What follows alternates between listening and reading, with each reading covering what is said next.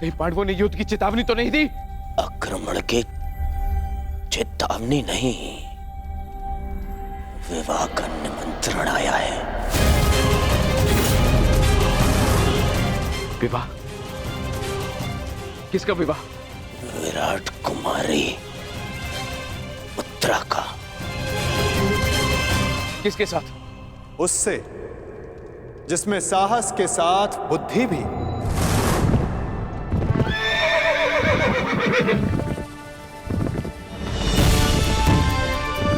उसके हाथों में पर्वतों का बल है, जिसकी गति में पवन सा वेग है।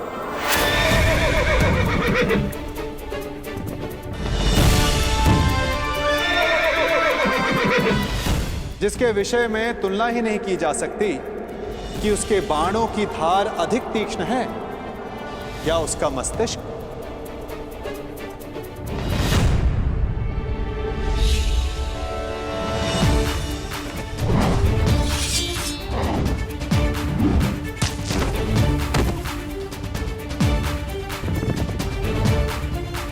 जो नर है, परंतु उसमें सिंह सी शक्ति, जिसे शत्रुओं को देखने के लिए नेत्रों की आवश्यकता नहीं।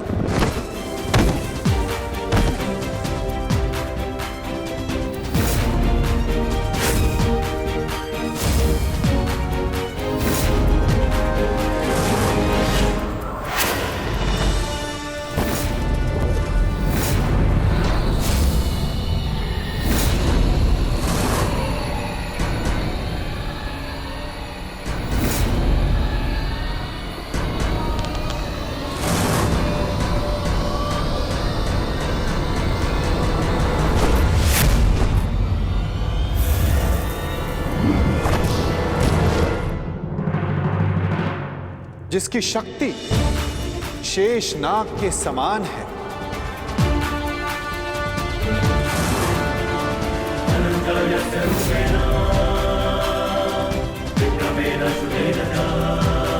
जिसके कौशल के समक्ष बड़े से बड़ा योद्धा झुक जाता है।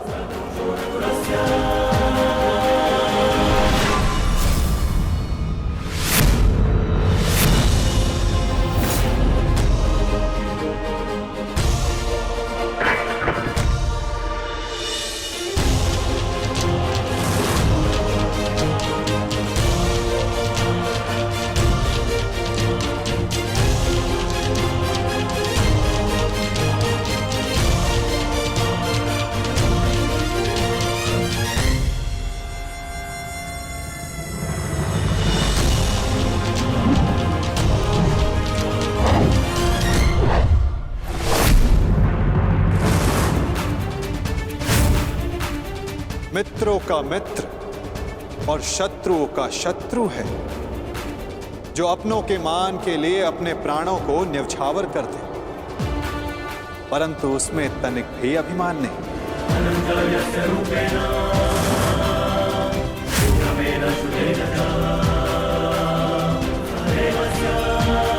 वो जिसे दाऊ और मैंने स्वयं शिक्षा दी, जो कुरुकुल का सूर्य है, वो है सुभद्रा और अर्जुन का पुत्र अभिमन्यु।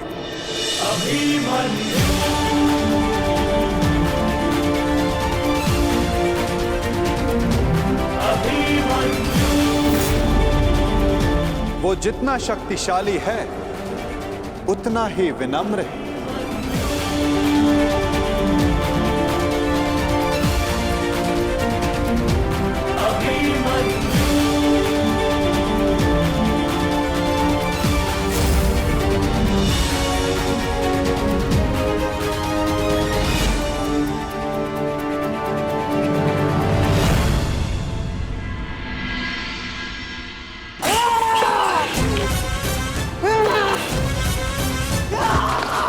मामा जी,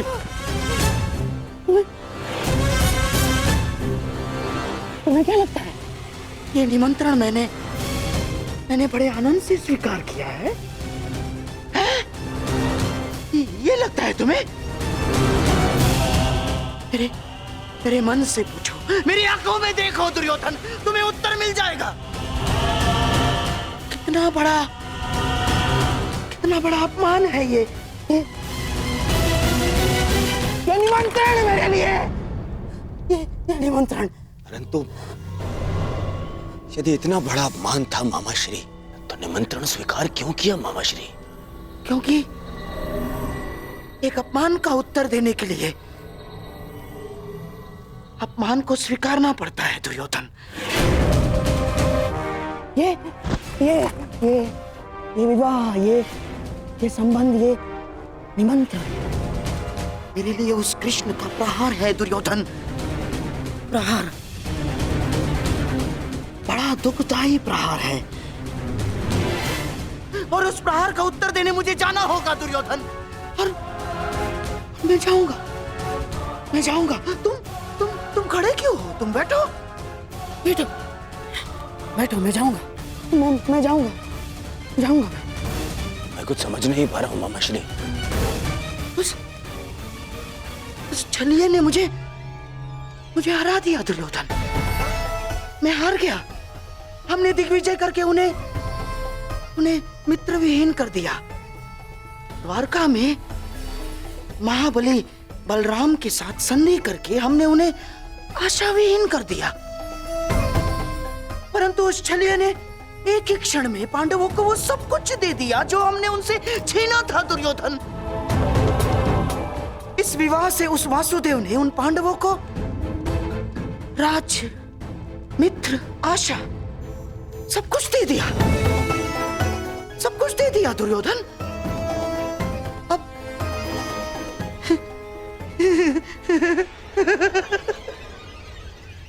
अब तुम्हारे समझ में आया कि उस छलिए ने हमारे साथ कैसा छल किया है।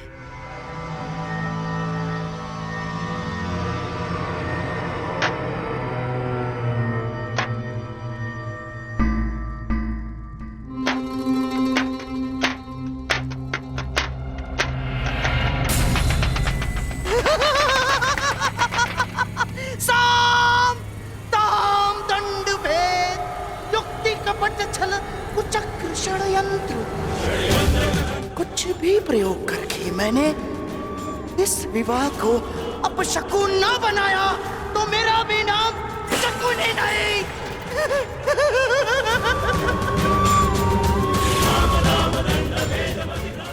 मेरी प्रतिज्ञा है मेरी, पांडवों का सबसे बड़ा सहारा। हार जाएंगे वो, उस छलिए को शकुनी का उत्तर मिलेगा दुर्योधन, इसे विवाह में मिलेगा।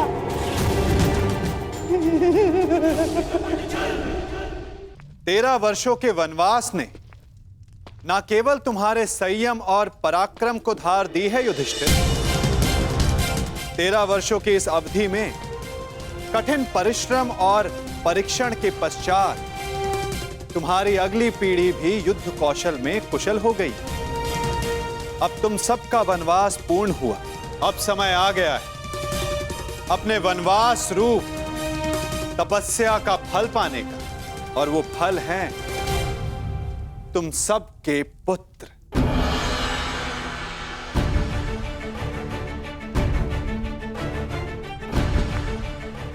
सर्वप्रथम प्रस्तुत है युधिष्ठिर पुत्र प्रतिविंध्य।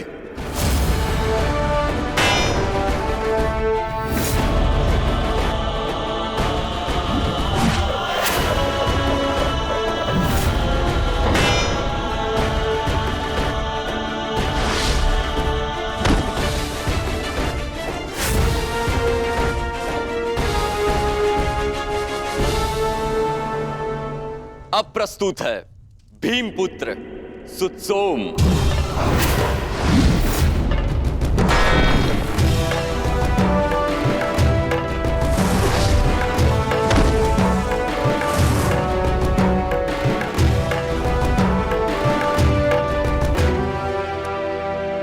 अगला शूर है गांडीवधारी अर्जुन का सुपुत्र शुद्धकर्म।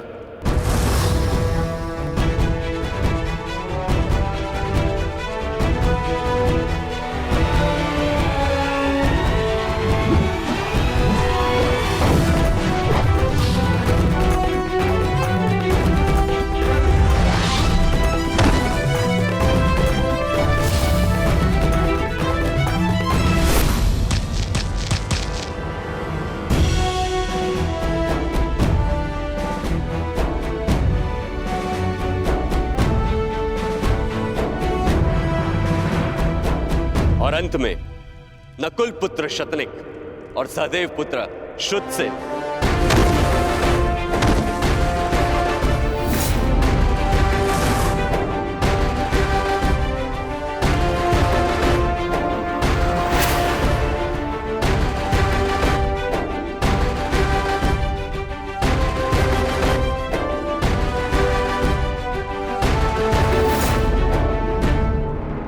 और अब प्रस्तुत होने जा रहा है वो योद्धा जिसने युधिष्ठिर का धर्म भी सीखा है, जिसमें भीम जैसा बल भी है, नकुल की एकाग्रता और सहदेव की चपलता और धनुर्विद्या में अर्जुन जैसी निपुणता। वो है अर्जुन पुत्र महायोद्धा अभिमन्यु।